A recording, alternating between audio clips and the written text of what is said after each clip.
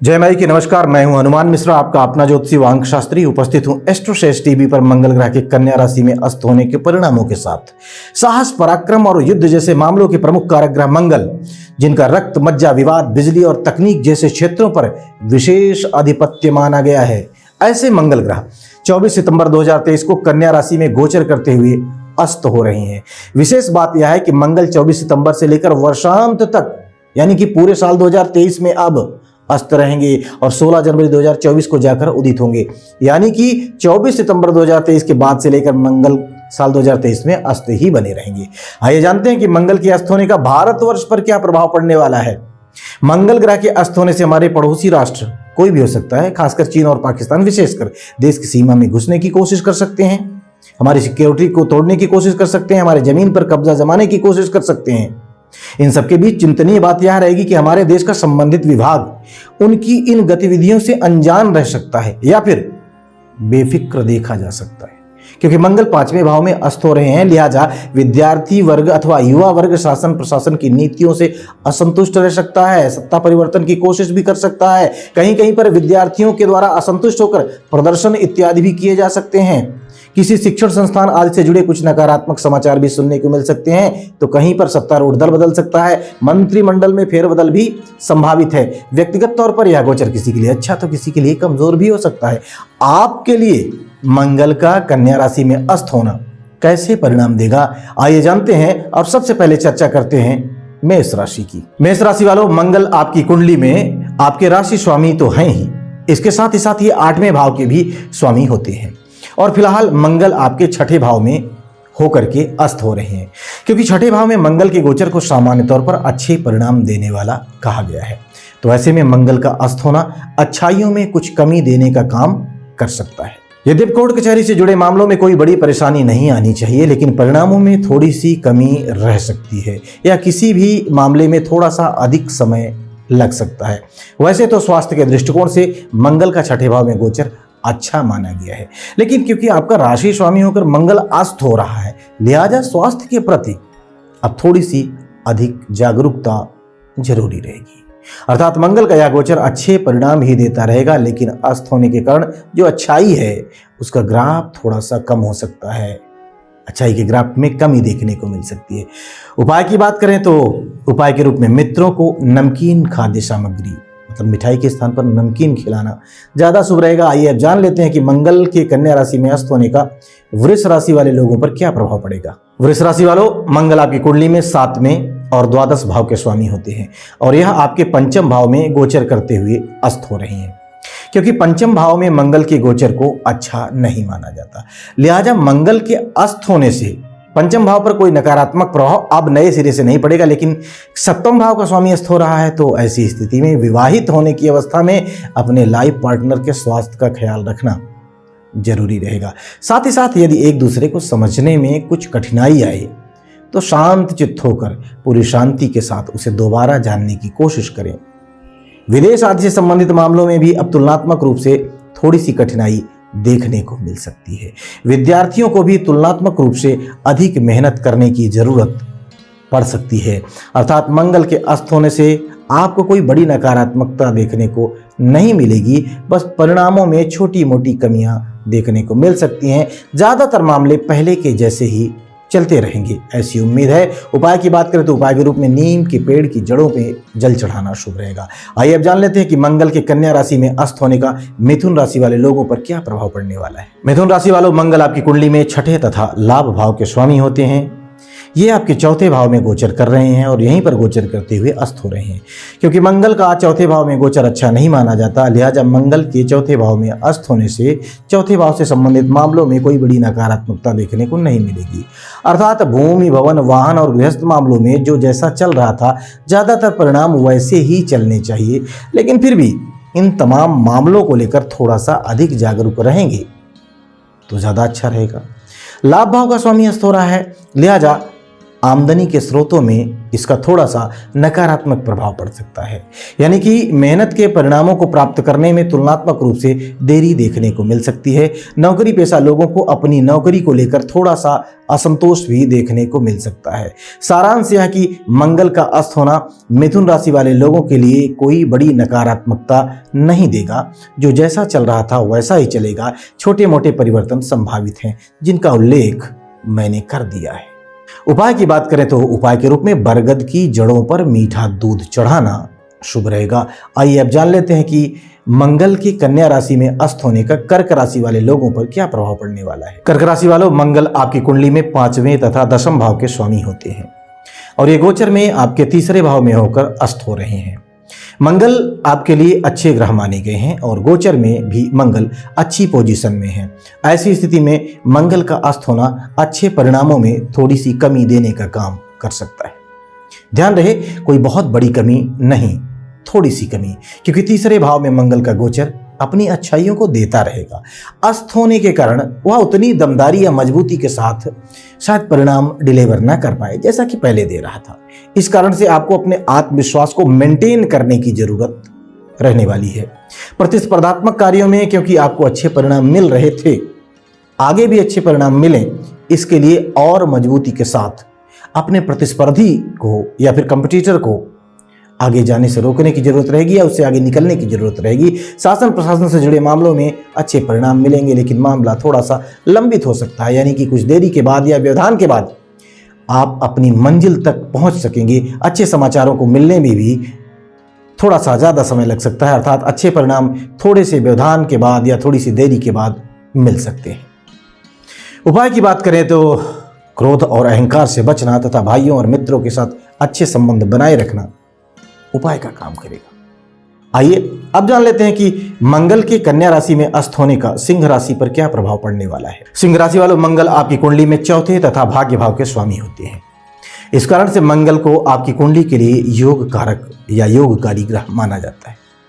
यानी मंगल सामान्य तौर पर आपको अच्छे परिणाम दिलाना चाहते हैं, लेकिन वर्तमान में मंगल आपके 2रे भाव में गोचर कर रहे हैं और 2रे भाव में मंगल के गोचर को अच्छा नहीं माना जाता है। लिहाजा यहां का गोचर आपको मिले जुले परिणाम दे रहा होगा।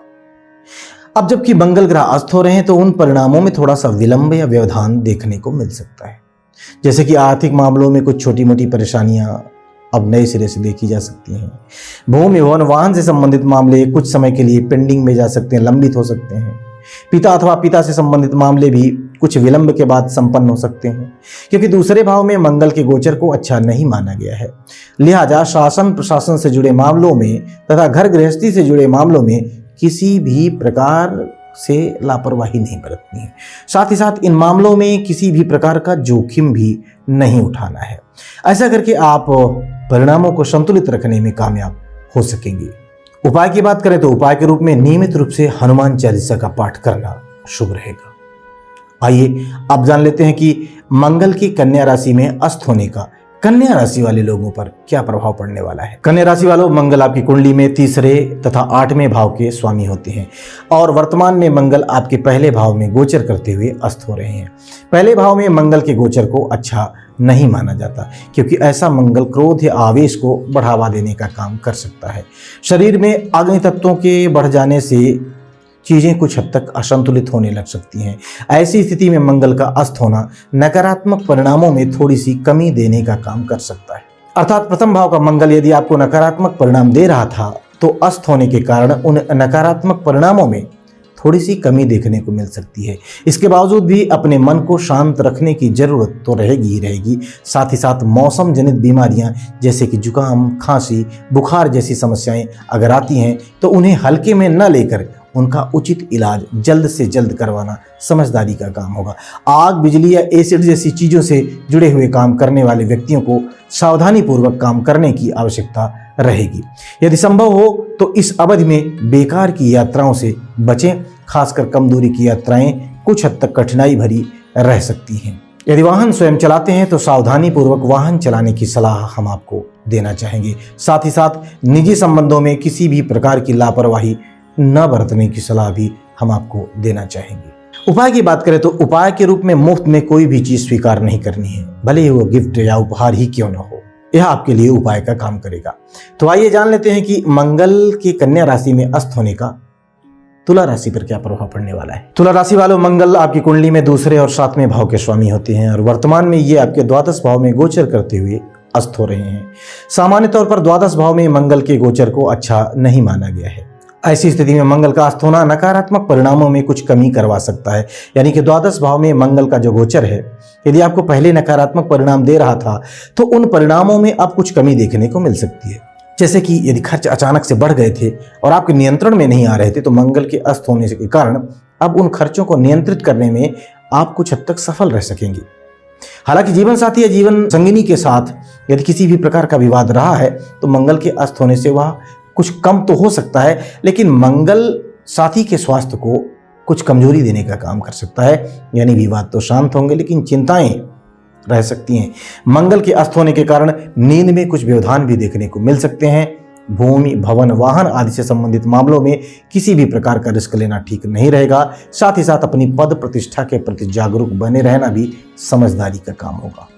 उपाय की बात करें तो उपाय के रूप में हनुमान जी के मंदिर में लाल मिठाई चढ़ाना और लोगों में, विशेषकर मित्रों में, उस प्रसाद को बांटना शुभ रहेगा। आइए अब जान लेते हैं कि मंगल की कन्या राशि में अस्त होने का वृश्चिक राशि वाले लोगों पर क्या प्रभाव पड़ने वाला है। वृश्चिक राशि वालों, मंगल आपके राशि स्वामी तो हैं ही, साथ ही साथ ये आपके छठे भाव के भी स्वामी होते हैं और गोचर में मंगल आपके लाभ भाव में रहते हुए अस्त हो रहे हैं। तो सामान्य तौर पर मंगल का जो गोचर है वो लाभ भाव में काफी अच्छा माना गया है। ऐसी स्थिति में मंगल के अस्त होने से उन अच्छाइयों में कुछ हद तक कमी देखने को मिल सकती है। जैसे कि आप आर्थिक मामलों में काफ़ी अच्छा कर रहे थे तो इस अवधि में उस काफ़ी अच्छे परिणामों में थोड़ी सी कमी देखने को मिल सकती है। यानी कि आप बहुत अच्छा नहीं, सिर्फ अच्छा ही कर पाएंगे। साथ ही साथ मंगल के अस्त होने के कारण आपको अपने स्वास्थ्य को मेंटेन करने के लिए अब ज़्यादा जागरूक होने की ज़रूरत रहने वाली है। नौकरी पेशा लोगों को अपनी पोजीशन मजबूत बनाए रखने के लिए थोड़ा सा एक्स्ट्रा एफर्ट्स करने पड़ सकते हैं। यदि आप जॉब में परिवर्तन करने के लिए सोच रहे थे तो अब नई जगह के बारे में थोड़ी सी एक्स्ट्रा पड़ताल करके बदलाव करेंगे, तभी संतोषप्रद परिणाम मिल सकेंगे। जमीन जायदाद से संबंधित मामलों में भी थोड़ी सी एक्स्ट्रा कोशिश करने के बाद ही अच्छे परिणाम मिल पाएंगे। आप अपने प्रतिस्पर्धियों से बेहतर तो कर सकेंगे, लेकिन प्रतिस्पर्धियों को हल्के में लेना या उन्हें नज़रअंदाज करना फिलहाल के लिए ठीक नहीं रहेगा। अर्थात परिणाम अच्छे ही मिलेंगे, लेकिन बहुत अच्छे परिणाम पाने के लिए थोड़ी सी एक्स्ट्रा कोशिश जरूरी रहेगी। उपाय की बात करें तो उपाय के रूप में शिव जी का दूध से अभिषेक करना शुभ रहेगा। आइए अब जान लेते हैं कि मंगल का कन्या राशि में अस्त होना धनु राशि वाले लोगों पर कैसे प्रभाव डालेगा। धनु राशि वालों, मंगल आपकी कुंडली में 5वें और द्वादश भाव के स्वामी होते हैं और ये गोचर में आपके कर्म स्थान पर गोचर करते हुए अस्त हो रहे हैं। वैसे तो सामान्य तौर पर गोचर शास्त्र दशम भाव में मंगल के गोचर को अच्छा नहीं मानते हैं, लेकिन मेरा व्यक्तिगत जो अनुभव रहा है वो ऐसा रहा है कि यहाँ पर मंगल आपको अच्छी ऊर्जा देता है और यदि आपने उस अच्छी ऊर्जा का अच्छी तरह से उपयोग किया तो आपको परिणाम अच्छे मिल सकते हैं। वहीं उच्छृंखल हो गए, आप अनियंत्रित हो गए, अमर्यादित हो गए तो ऐसी अवस्था में अथवा मनमानी करने की अवस्था में परिणाम कमजोर ही मिलेंगे। तो ऐसी स्थिति वाले मंगल का अस्त होना आपको मिले जुले परिणाम दिलवाने का काम कर सकता है। अर्थात अब पिछले दिनों की तुलना में कार्य क्षेत्र में अधिक जागरूकता दिखाने की जरूरत रहने वाली है। विदेश से संबंधित मामले थोड़ी सी धीमी गति से संपन्न होंगे। यदि आप विद्यार्थी हैं तो आपको अपने सब्जेक्ट पर प्रॉपर फोकस करने की कोशिश करनी है, लगातार कोशिश करनी है, अधिक समय देकर कोशिश करनी है। अर्थात कुछ सावधानियों को रखने के पश्चात आप पिछले दिनों की तरह ही अच्छे परिणाम प्राप्त कर सकने में कामयाब हो सकेंगे। उपाय की बात करें तो उपाय के रूप में निसंतान व्यक्तियों की सहायता करना और उनकी शुभकामनाएं लेना, उनका आशीर्वाद लेना शुभ रहेगा। आइए अब जान लेते हैं कि मंगल की कन्या राशि में अस्त होने का मकर राशि वाले लोगों पर क्या प्रभाव पड़ने वाला है। मकर राशि वालों, मंगल आपकी कुंडली में चौथे भाव के स्वामी होने के साथ साथ लाभ भाव के भी स्वामी होते हैं और वर्तमान में ये आपके भाग्य स्थान पर रहते हुए अस्त हो रहे हैं। क्योंकि मंगल के गोचर को नवम भाव में अच्छा नहीं माना जाता, लेकिन मेरे विचार से यह खराब गोचर भी नहीं है। यह गोचर आपको एवरेज लेवल के परिणाम दे सकता है, बशर्ते आप अपनी ऊर्जा का सही ढंग से इस्तेमाल कर पाएं। जैसे कि कॉन्फिडेंस होना अच्छी बात है, लेकिन ओवर कॉन्फिडेंट हो जाना खराब बात है।